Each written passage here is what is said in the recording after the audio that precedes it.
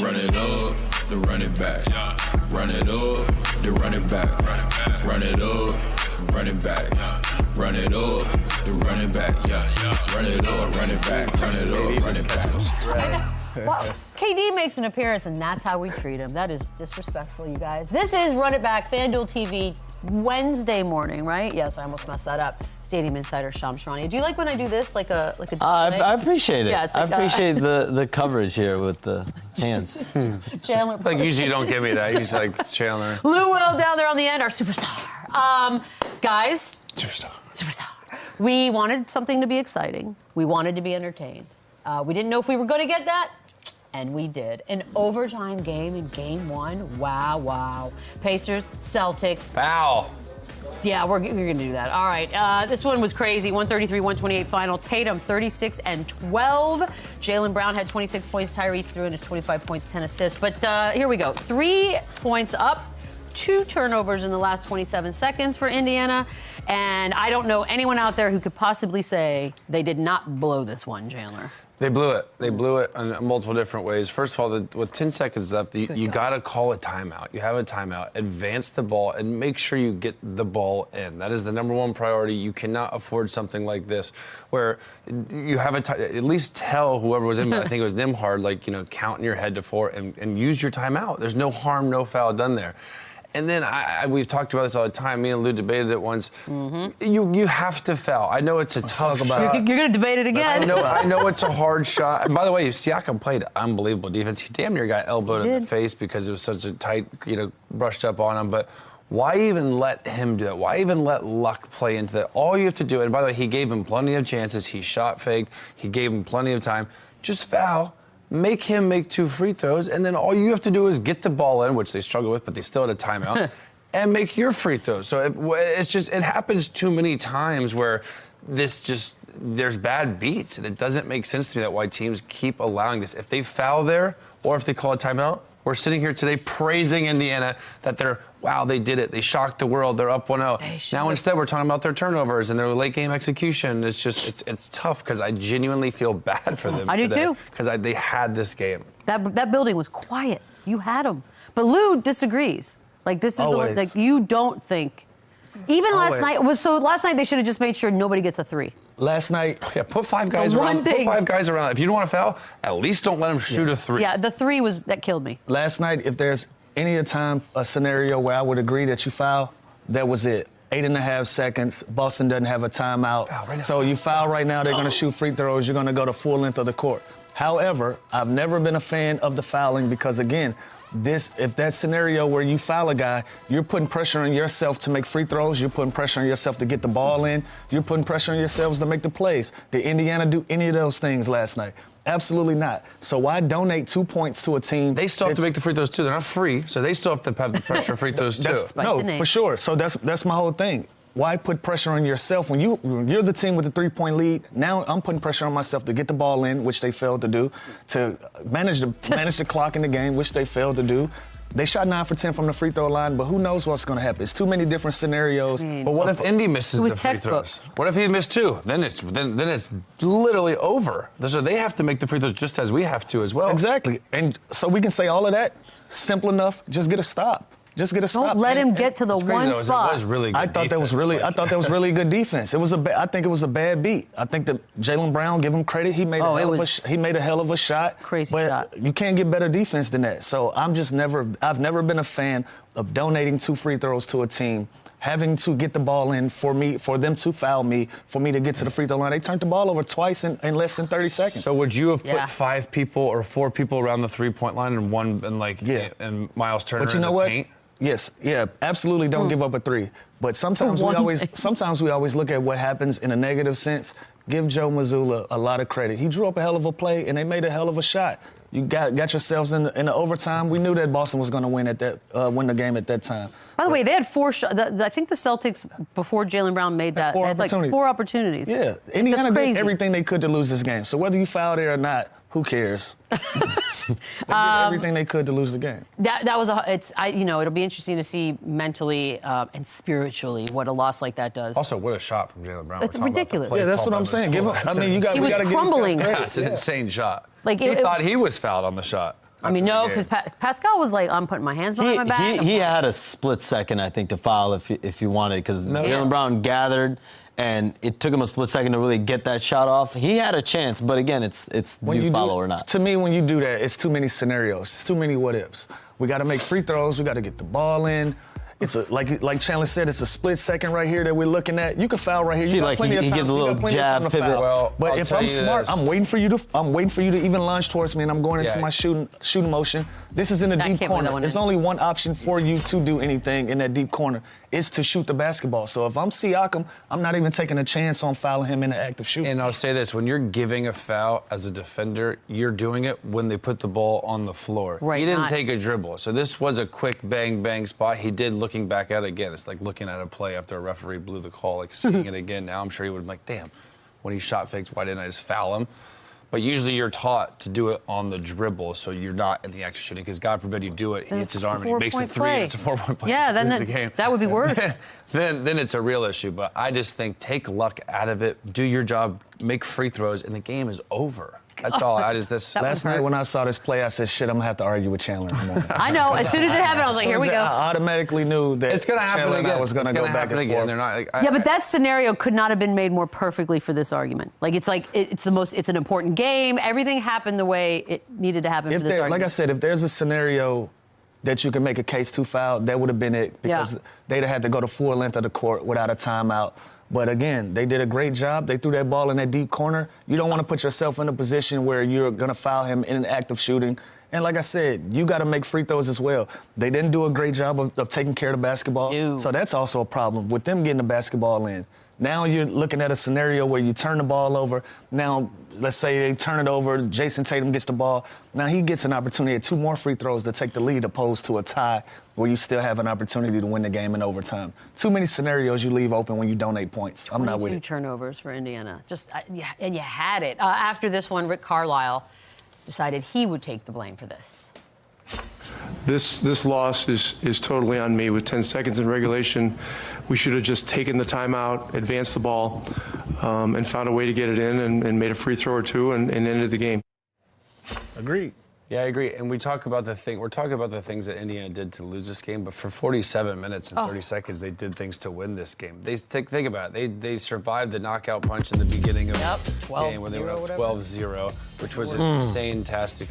Can't lose These that turnovers ball. are insane. But also, can we give Drew Holiday a little credit with the pressure that he put on Tyrese Halliburton? The one turnover when he just basically dribbled off his foot, the physicality that he played with all night long.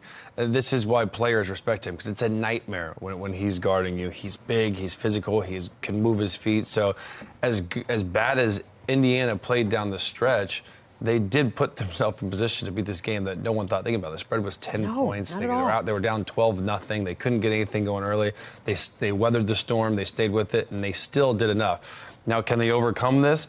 Or is this something that this is going to hang over there? Because the talent is not the same. Boston's a more talented team. So when you do this and you get this close and you fail, it's almost that much harder to overcome. We'll see how they bounce back, but they did plenty to win this game. We should be talking about them being up 1-0 today, and it's not. They smoked it. I know this really could go 2 ways, right? Like, this was just so morally defeating that you can't possibly even come back from it, or like their heads are hung today. If I'm on the team, Absolutely. I'm like, my God. But do you not also think we had them? It's dark. It's doable. But like, how can we think And we're going to game do two's that coming. again on the road in that arena? Like, it's just tough. Well, game 2 is where Boston likes to lose their game at home. This is fair. Not after this one, because you woke the bear up So already. that was the one? Yeah, so that usually game 2 has been the sleeper game for Boston.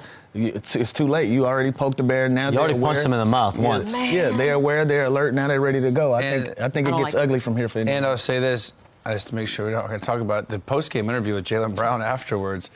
He was interviewing as if they lost the game. Like, he was pissed. They're not happy either. So the Celtics are going to clean up some stuff. They're going to be much better, just as the Pacers are of execution down the stretch, turnovers. But the Celtics know they didn't play good. They knew they should have lost this game. So they're going to also be much better. So it's going to be tough for Indy. Did you have a monster takeaway from this one? Because there's a lot. These losses can be demoralizing. I was at that game 1 again with Cavs Warriors. I think it was 2018 when they had a chance to win that series. LeBron James had a big game. They lose that game 1. J.R. Smith has the infamous play where he's right at the basket, he dribbles it all the way out. And the Cavs never recovered. They never looked the same. You need to take advantage of these moments, especially when you have a team that's the prohibitive favorites on the ropes like the way Indiana did yesterday. I mean, the one saving grace you could take away is Tyrese Halliburton was super aggressive offensively, 6 threes, 14 attempted. Pascal Siakam is just, he had a couple rough games in the second round series, but he 24, 12, and 7 last night. So there were some positive takeaways, but whether it's fouling up 3, whether it's a lack of a timeout, whether it's not executing down the stretch in terms of holding the ball, accepting the fouls, understanding how you can run your out-of-bounds plays, those are the things that Indiana's going to look back on and really regret in this game. That was I like to call him playoff P. I wonder if it'll spread. That one's taken No, I don't think it is. That one's taken already. I don't think it is. I think it works here. Jason Tatum, look, I know there's commercials. There's no such thing as playoff Tatum, and you can interpret that however you want. He had 10 points in overtime, which is the most for any player in a playoff game in the last several years. So, look, he was 2 for 10 in the fourth and the start of overtime, and then blossomed. Signature moment? Yeah, I mean, this is what we're talking about all season long. We want to see more of this. We want to see him make plays down the stretch, and he did this last night. He had a huge 3. He actually missed a couple bunnies, too, so it's not even like some of the shots he were missing was that was a great pass by Derek White there, finding a mismatch. Great and 1. This was the dagger right that here. Would hurt. This is a big shot. This is what you want your best player to do. Like Nembhard, you're only guarding the best player on the floor. Let's leave him 15 feet away and go help somebody else. He made big plays down the stretch, and I think when you're Indy, you're willing to give up a lot to Jason Tatum and Jaylen Brown, but you can't win games when all 3 of them, including Drew Holiday, are having 28 points. He's being efficient. Right. He's also dominating. And they didn't have any guard. Nembhard is too small. Halliburton's too smart. They don't really have a matchup for Drew Holiday. They have bodies that I love Nesmith. He can be physical with Tatum or Brown. They got guys but Drew Holiday, they're going to have to, put that fire out because he was way too efficient last night. Does this do anything, Lou, for your future telling of what this Celtics team looks like? Does it change anything in your mind of how good they are? Yeah, I think that's probably going to be one of the better games we're going to get out of this series from now on out. I think, like Chandler just mentioned, these guys were upset that they even had to go through this to win this game 1. I thought they might have felt better if they'd have lost. We got outplayed. This was a better team tonight. But the fact that they've been woke up already going into game 2, still at home, I'm almost positive they're going to go to Indiana up 2-0 with a big win in game 2, just based on the attention to detail and the things that they're going to be able to clean up in practice in these next couple of days, getting prepared for the next game. Yeah, they had their eye-opening moment in the first 2 series in game 2 where they got waxed in both of those. This happened now, and they still got away with murder and got a win. So I'm with Lou here. I think this is a defining moment for both teams. But I think getting this chin music in game 1, realizing that, damn, we can get beat. We should have got beat, but we still luckily got out of there with a win. I said 4 or 5. I think this was the most competitive game we're going to get. Maybe Indy squeaks one out at home, but game 2 is. So. I think it still goes 5, but Indy scraps 1.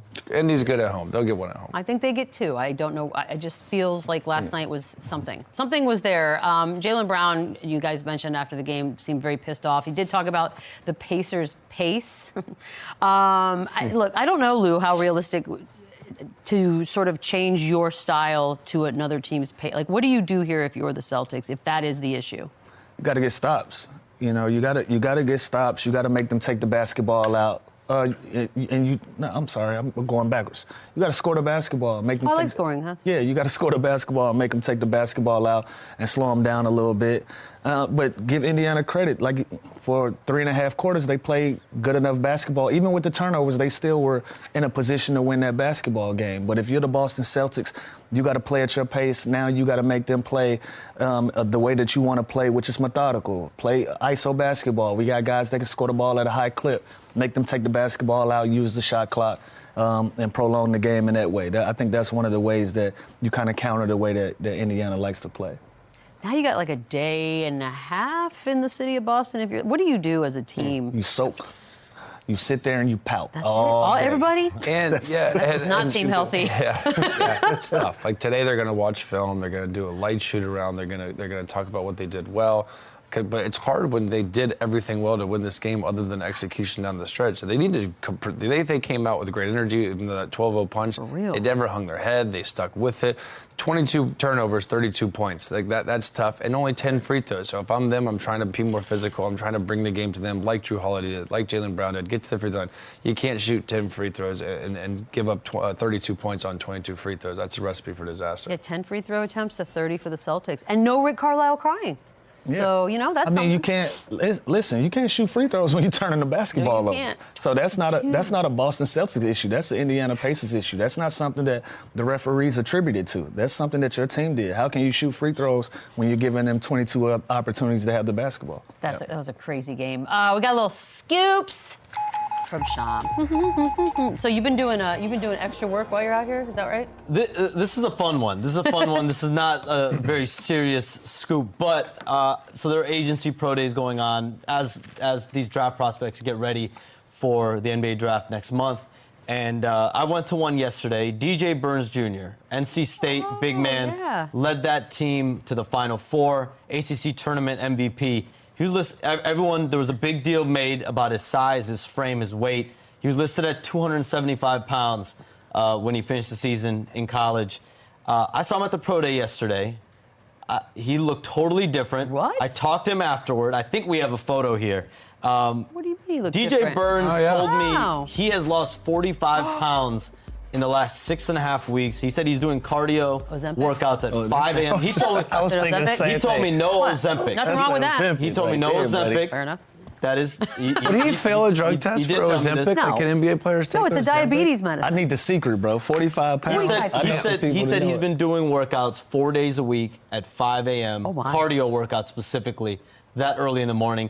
And him and his rep actually made a point to say no Ozempic was used during these 45 pounds lost. So I saw him. He looked totally different. Shout out to DJ Burns Jr. He's trying to make a name for himself in this. Commitment. I love that. Yeah, Is he's on draft? Like he's going to get drafted? Well, we don't know if he's going to be drafted, but he is going to be a draft-eligible player. He will be in the NBA. I mean, he's doing everything he possibly can. Because I think the tournament ended and it was like, well, we don't know if we'll see him in the NBA. What happened?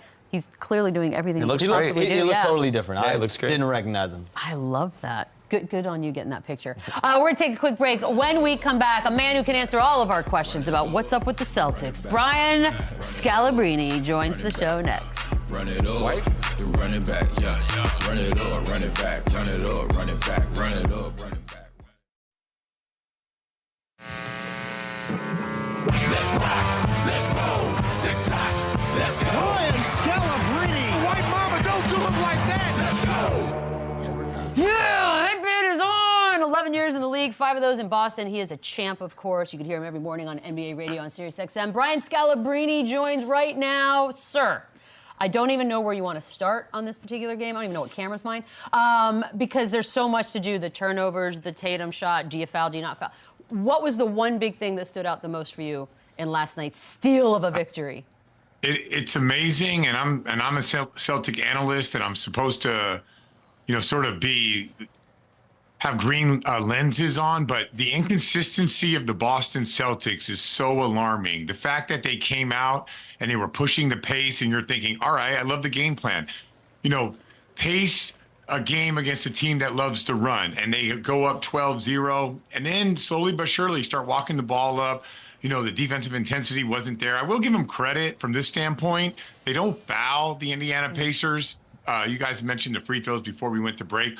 Only 3 in regulation. The other 7, that would happen in overtime. So I give them credit from that standpoint. But, man, I think they really dodged a bullet in that game. And if Indiana just did some minor things, like call a timeout to advance the ball, defend the 3, step to the ball when you're trying to catch it, the Celtics would be down 0-1 right now. No reason to panic from them, but it's still a little bit strange that they're not a consistent team at this point with all this talent. Yeah, Brian, it does feel like they got a little bit away with murder here. I thought they'd be down 1-0. In that situation, that corner 3, me and Lou always debate this. I'm a big foul up 3 guy, especially if you're the shooter, the guy who catches the ball, gives you time to do that, which he did. He didn't put the ball on the floor, so it's a little dicey.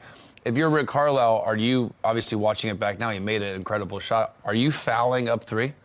Yeah, I think so. But more than that, Chandler, how about not guarding the 2, right? Like, let's say me and you are coming together defensively.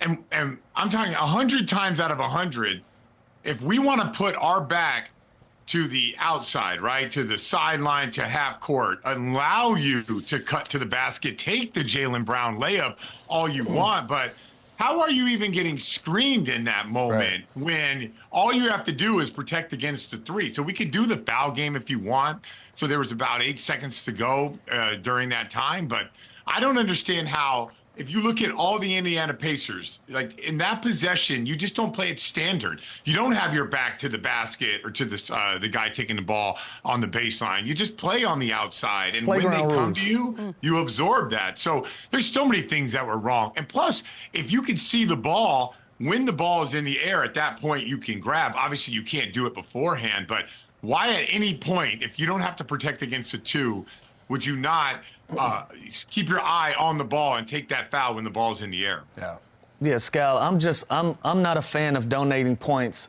whatsoever. You know, I know the foul when you're up 3, that's a relatively new thing that coaches and teams have started to go with. I'm old school. Why put pressure on myself? If I'm going to give you 2 free throws, now I'm putting pressure on myself to get the ball in. I'm putting pressure on myself to deal with traps. I'm putting pressure on myself to also make free throws. And then I still got to come down and get another stop, which you still have an opportunity. I just hate the whole foul game thing when you can just buckle down and try to get a stop. And like you said, guard the three-point line. You know, those are playground rules. When you're on the playground, hey, no twos. And you'll literally stand behind a guy and make him and force him to the rim. They had how many opportunities to win this basketball game? So I don't think the fouls probably would have saved them, but they had too many scenarios, too many different ways to lose the basketball game, and that was the one that they picked last night. Yeah, and you know, do you point to inexperience? I know Siakam's won a championship. This guy's been in the battles. Like, they beat the Golden State Warriors. I know KD got hurt and everything like that, but like Siakam has been in big games. Do we really have to say step over the leg, go to the ball? Like, that doesn't look like experience. That they're making, like the Indiana Pacers, it's almost as if you're saying, well, man, they got a deep team. They do this. They pace the game. I like the way they play. They play hard, but like maybe they just weren't ready to beat, you know, to go to the NBA Finals. And it was really amazing, just the last 30 seconds of that game. I genuinely think that they thought the game was over. Then they came. We all did. But Carlisle's got championship experience, so it's like that. I can't even fathom that as the excuse. It was an insane turnaround in a short period of time. You've called it seek and destroy mode. It's like a lack of intensity. I sort of look at it as if sometimes I watch the Celtics team and they feel like they're a team that's already won a couple championships, but they haven't. But there's that vibe. What is that? Is it the players? Is it coaching? How does that even happen? I don't know. I'm being honest with you, Michelle. I don't know. Like, okay, I'll give you an example. You guys remember when Drew Holiday got into Halliburton's airspace and he forced that turnover, right?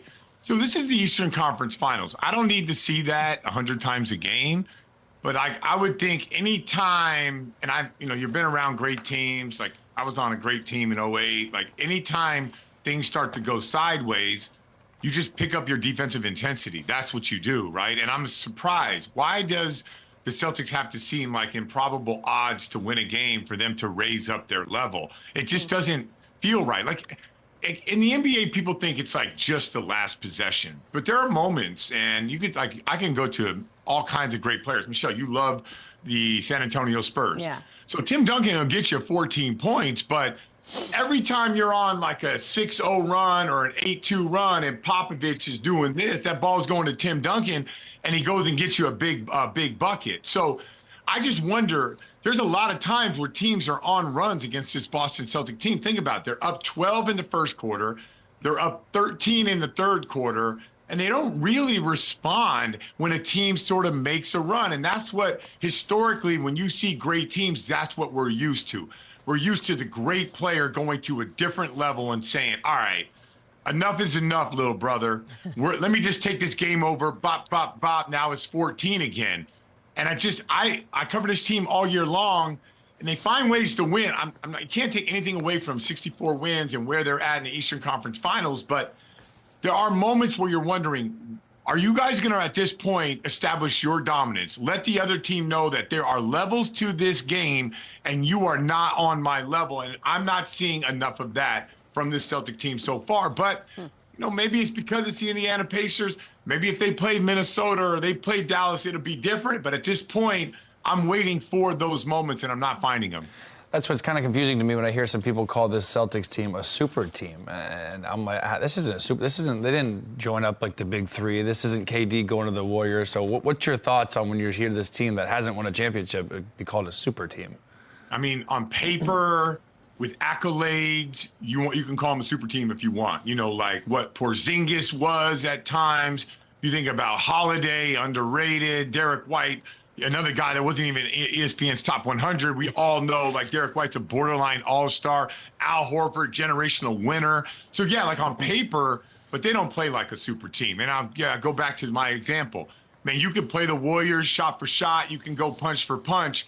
But there's a 16-2 run coming that you just can't do anything about.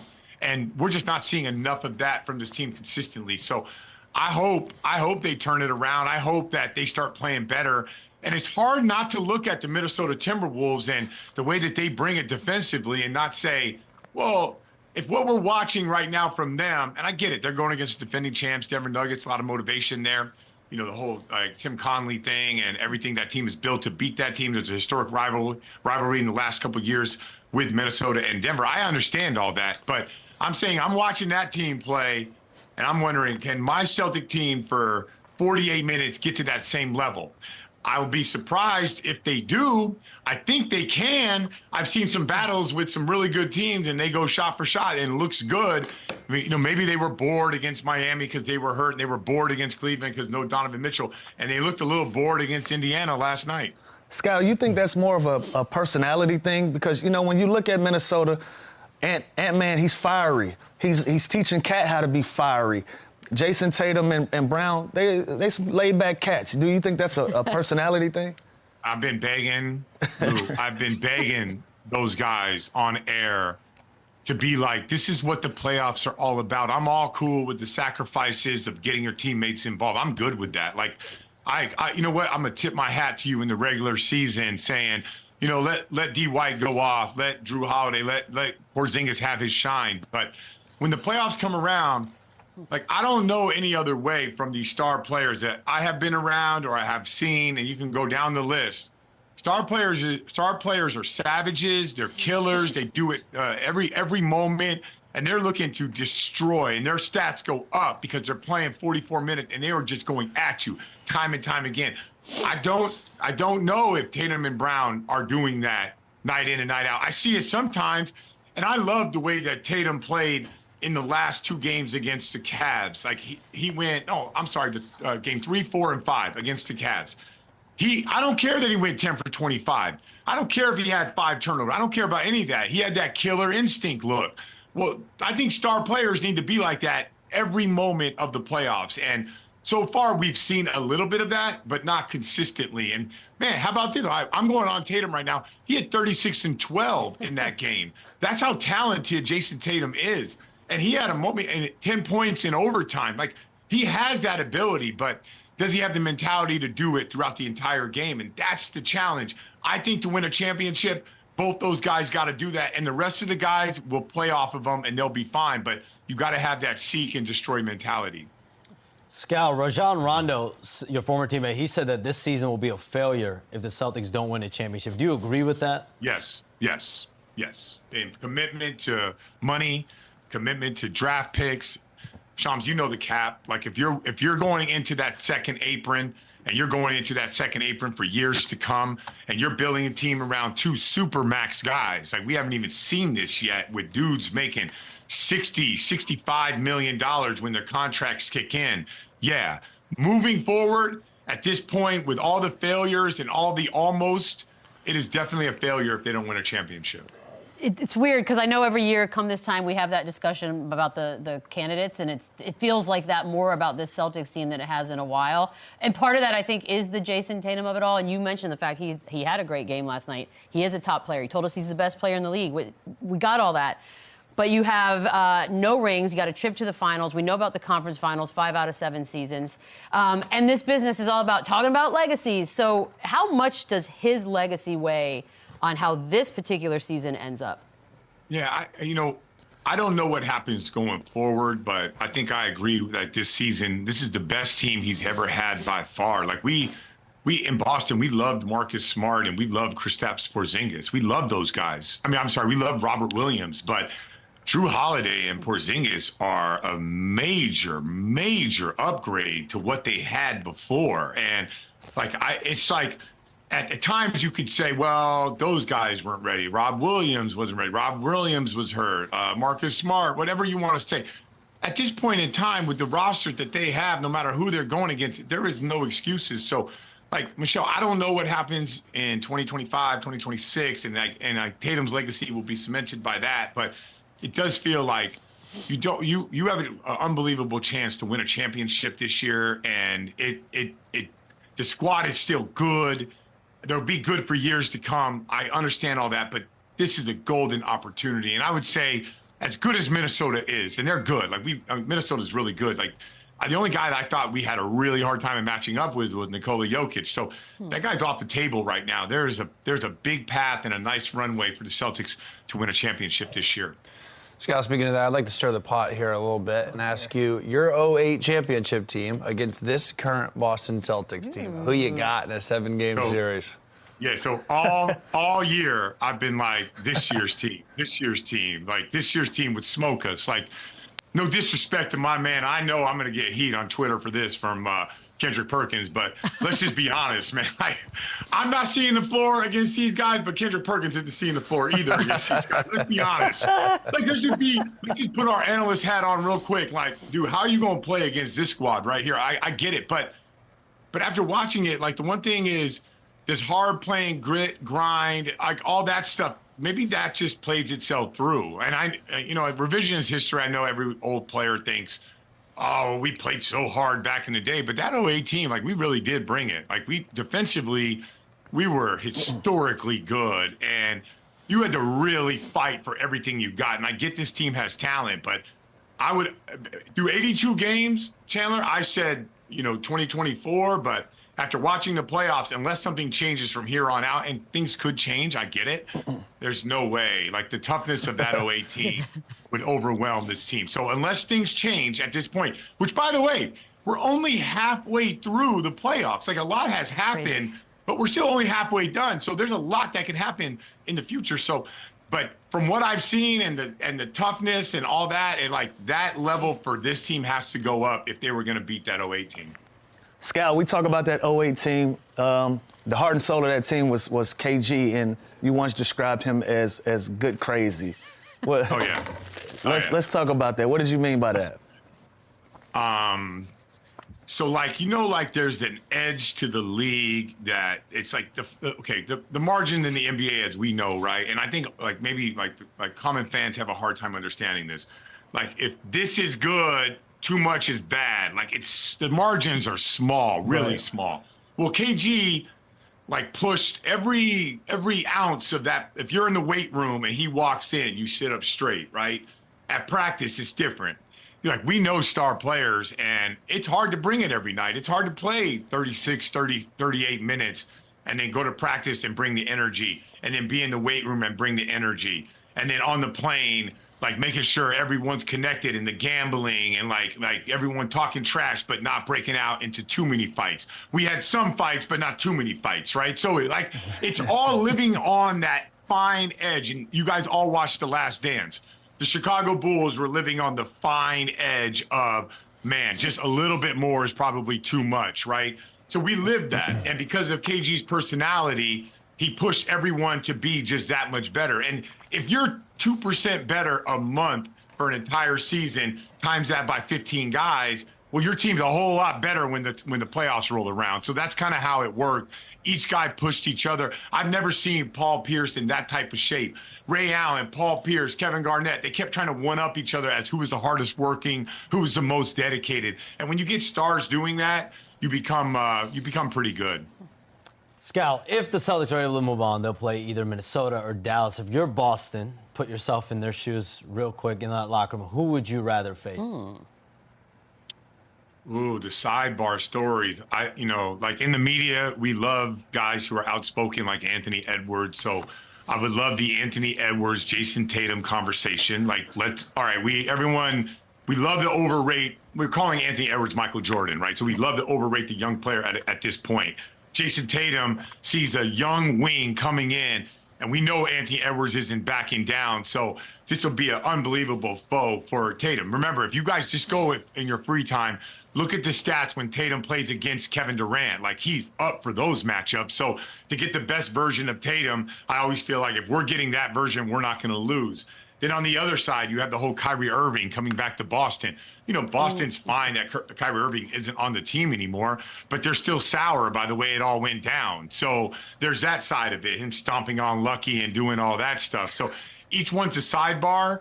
I think for my own personal benefit, I want to see what Jaden McDaniels, Anthony Edwards look like playing in the Garden. I think that's an unbelievable finals. It's good for me. It's good for my show. It's good for content around the NBA. I wouldn't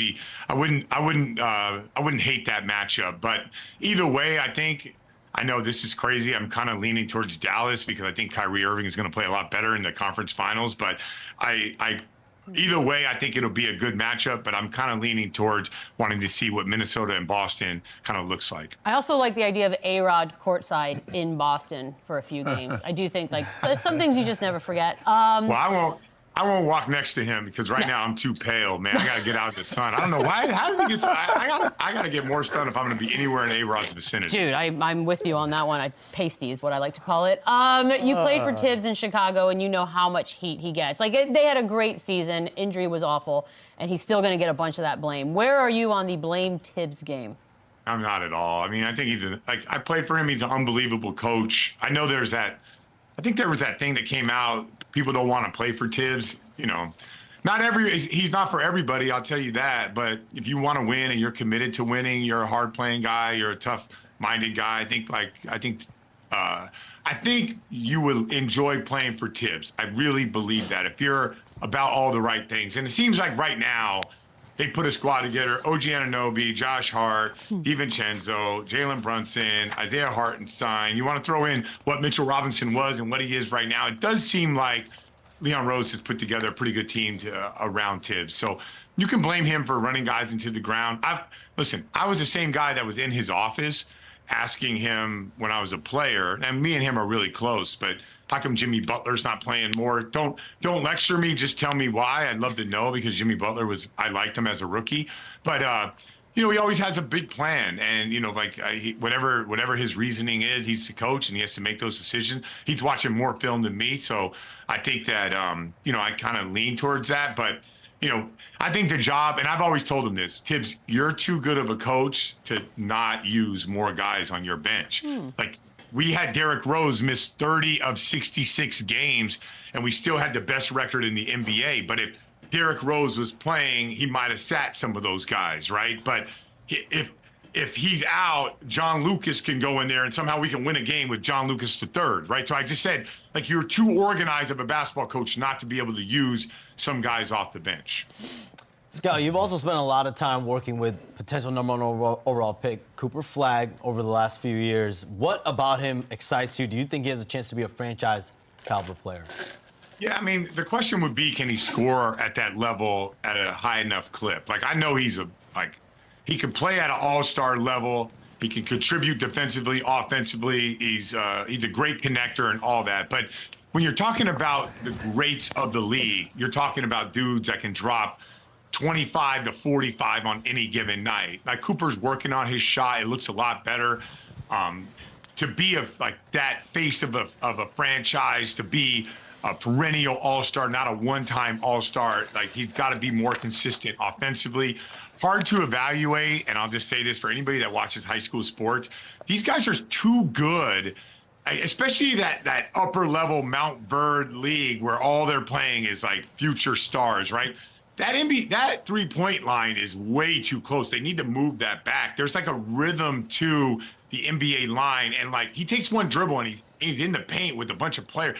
Like, it's hard to evaluate, like a checkoff at a pocket pass to a skip pass to a strong side pass. Like, those are hard things to do when you got 10 guys inside of 20 feet. But when you stretch them out to 30, it's easier to analyze those things. So I can't wait to see him in college. There's no question he's an impactful NBA player, the number 1 pick. The question is just, can he drop 25 a night, and can he have a big night of 45 if he gets it going? Those are the things like I don't have the answers for yet. Like I don't know what makes Luka Doncic the way he is, Jason Tatum, his ability to get that shot off anytime he wants with the step back, the footwork, and all that. I have no idea how those guys do that.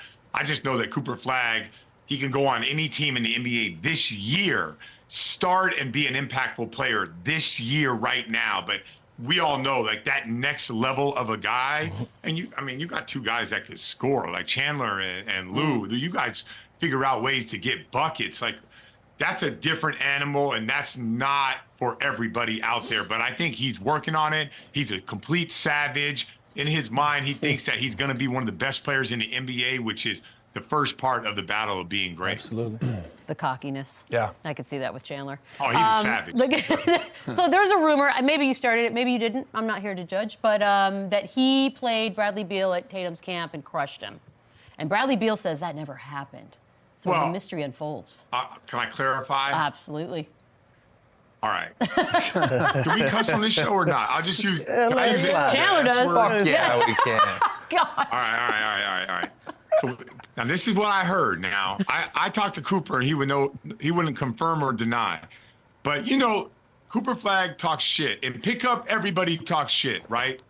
So I heard he talked shit to Brad Beal, and I heard Brad Beal talk shit back to him. And then I heard that they were kind of going at it, right? Back and forth, just like any pickup game would be, right? The fact that he's a high school player not backing down became a bigger story. Now, did I add, like I do, some extra sauce, maybe some salt and pepper, maybe some lemon pepper? Maybe I've added some extra to that. Yes, I do that. That's what I do.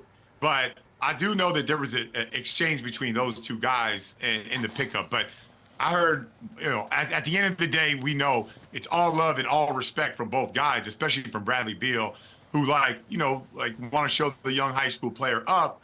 But, I heard at the end of the day it was all love and respect. But me, I added extra sauce, which I did. I did that with the Miami Heat thing with the Code Red. Like I want to bring up the juice, right? That's what I do. So it doesn't mean I thought that was a dirty play. But, I'm adding extra sauce to it. So dramatic. Code Red is so dramatic. I love it. Speaking of things that get said, you've been doing media for a while now. Very honest, outspoken man. Do you have any takes right off the top of your head that you regret now? No, not at this level. No, not at this level. Do you remember? That's right, Brian. Double down, triple down. Do not give in. I got one. And Michelle, you were there, and you might be insinuating this. We did a thing. Oh my gosh, it might have been 11 years ago, right? And it was LeBron was hurt, and he was in Cleveland, and he was hurt. So it was rank these players. You remember this segment, right? I think I know where you're going. Rank these players on what they're going to be 5 years from now, right? So God, LeBron had a bad back, and I'm like, so LeBron was ranked number 1. They gave me his name first, so I put him out. I put it on number 1. Then they gave me somebody else. I think it was Russell Westbrook, so I moved LeBron to number 2. Oh, dear. Then they gave me James Harden. I'm like, ooh, James is nasty. I moved LeBron to number 3. Then they gave me Steph Curry, so then I moved LeBron to number 4. Then they gave me Anthony Davis, and then it was only the top 4. So then I put Anthony Davis 1, Steph Curry, James Harden, Russell Westbrook, and I threw LeBron off the list. I ain't worked for ESPN since. I was going to say, and also, he saw that. Do you have a friendly relationship with him? They ain't called me back since then, Michelle. You should have told me. I thought it was going to be your Kobe. Your Kobe wasn't a top 10 player take, but this is pretty good. LeBron not even top 4. Yeah, I pushed him off the list. Well, if I would have known, we trapped you. God, I was clearly wrong. Look how good he's been. By the way, Brian, next time you go to a gym, too, bring me and Lou with you because we want to bust these Twitter trolls' ass, too. Yes! Please do this, and all of it for content. Too. And they have no idea, man. You know what? One time, a really good friend of mine that I play pickup with all the time, and, now when I play pickup, I ain't trying to get hurt. I'm just trying to have fun, do a lot of dribble handoffs, a lot of screening rolls, all that stuff. And my buddy, who's a good player, he challenged me in the group text, and I just was really nice about it. Yo, man, I'm not like, you don't really know who I am. You don't like, really want that for me problem. to do the pickup, that's one thing. But dude, if you want to tap into that other guy, like I don't even want to be that guy anymore. Like I'm trying to let that guy die, right?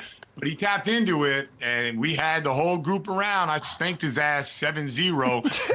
I let him know about it the whole way. And that's like my buddy. But, and guess what?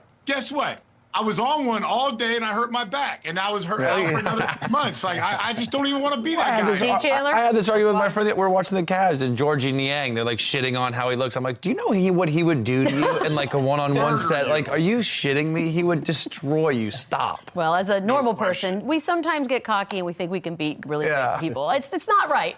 Brian, this has been awesome. We appreciate the time.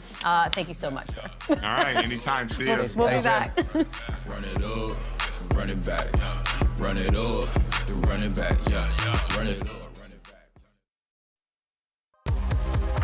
Got another game one tonight, gentlemen's. Let's do a little prop party, shall we? Chandler, you're always up first. Yeah, I love the Dallas Mavericks tonight. I think know. they're going to go in there. I love those odds, plus 158. I like them money line. And Kyrie Irving, I expect him to have a huge series. I know Jaden McDaniels is going to guard Luka. That means either going to be Ant or Mike Conley on there. Kyrie's got to make him work early, especially if it's Ant. I like him over 21.5. I feel like that's kind of low. I don't know if it's low, Lou. We were just talking about energy with Scal. I love what the Minnesota Timberwolves bring to the table. I love the intensity. I love the pride that they take in the defensive end. I got Timberwolves money line. The stars are going to come out to play. With that being said, ATL Alien, Ant-Man, Ant Edwards. I got over 27. One of us will be right. What do you have, 27.5? Ooh. Sure. It's going to be a good one. It better be a good one. Last night was, and that wasn't supposed to be. All right, I also have the Wolves winning this one, the 12s. And I have Gobert because, Defensive Player of the Year, he gets knocked a little bit sometimes in playoffs, disappearing, and I think he's going to be He should have up. 25 rebounds That's what I'm tonight. hoping, because 12.5 seems very doable, if you ask me. I like that one. We're going to take a quick break, come back, Besides wrap 12. things up. Besides the whole Wolves winning thing. Well, we know you're going to Like half of that one. Yeah, you're going to be.